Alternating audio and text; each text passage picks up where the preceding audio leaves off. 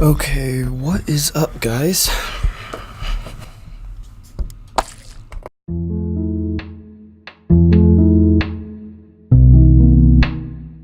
So recently I saw this video on a study done about furries, and the study was basically about what the majority of furries' sexuality, what their gender is, and there was also a section in the study that talked about furries' self-esteem and how they feel about themselves.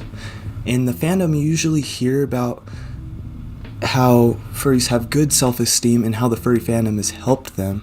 But here, a lot of people said it didn't help their self-esteem, it actually made it worse. I find this interesting because you would think that if you enjoy the community for the sense of belonging and all of that, you would think that it would kind of positively contribute to your self-esteem among, like-minded people and stuff like that. But this indicator right here seems to show that there is something a little dark or negative about the furry community, that there's something about being in this community, even if it helps you feel like you belong more, that it also tears apart your self-esteem or doesn't make you feel good to be in that community.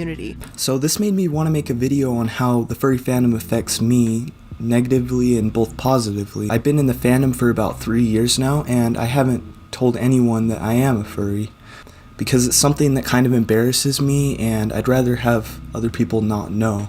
I know a lot of people are proud to be in the furry fandom, and I think that's really good to be proud because it lets other people know that it's not something to be ashamed of.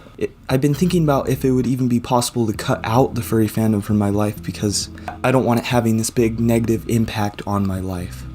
And this led me to this video from Lacey Green where she interviewed Your Movie Sucks on the topic, and he had this to say. Although I'm self-aware and I understand it's fiction, it's fantasy, it's not anything real, it's a part of my life where I could not get rid of it if I tried, and I have tried, and it was unsuccessful.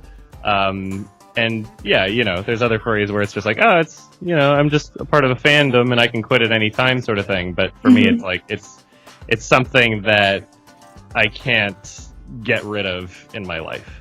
Now, this video was kind of discouraging to me at first because it basically talked about how he's tried to do this before, but was unsuccessful with it because it's something that stuck with him, and it sticks with you for the rest of your life. I'm scared to share that part of my life with other people, and this is why I haven't told anybody that I am a furry. The only way I've really shared being a furry is on my Furry Amino account, and even there I'm not very active and social. Speaking of social, there's social awkwardness in the fandom. Social anxiety. That was my social anxiety for a long time. I've always been an anxiety-driven person. Social anxiety. Living with anxiety. Now, I am also pretty awkward, but it's amazing to see how many people who are amazing artists and have so many things to share in this fandom that are awkward, socially awkward as well, and more shy and reserved. I love my parents, and I know if I told them I was a furry, I don't really think they would care, and I don't think it would really change our relationship, and I think that's a good thing, that a good type relationship to have with your parents. But I'm just so embarrassed about the fandom and scared of what they might actually think that I'm scared to share it with them. If you're a proud furry, this is a good thing, and you should really share it with other people because being enthusiastic about the fandom is those are the type of people we need.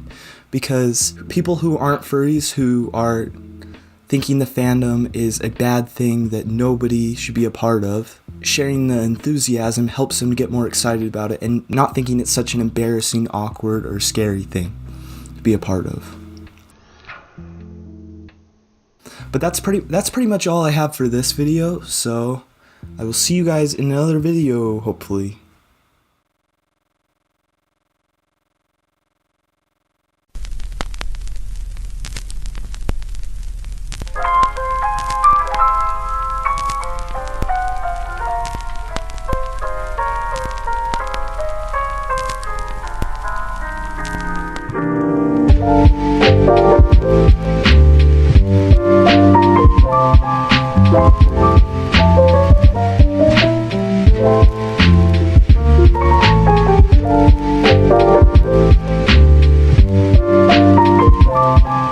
Bye.